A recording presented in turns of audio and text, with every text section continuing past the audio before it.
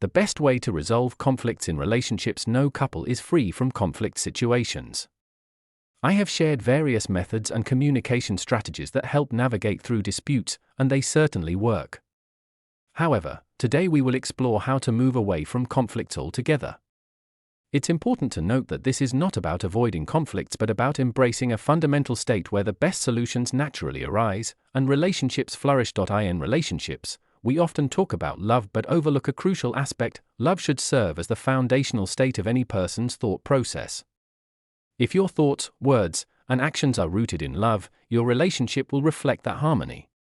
Conversely, if your life is dominated by fear, insecurity, or aggression, your thoughts, words, and actions will follow suit. Let's consider two examples. The first couple, they strive for harmony and live in a state of love as their guiding principle. Everything they do is based on this love. In such a relationship, there will be minimal conflict and misunderstanding, paving the way for greater harmony. The second couple, they lack control over their thoughts, often communicating from a place of fear, resulting in actions that hurt their partner. Ultimately, they are destructively impacting their relationship rather than nurturing it. Here's the crux: before you act or respond during a conflict, ask yourself a simple yet powerful question. How would love act right now? Loving is an active process, a verb that requires action.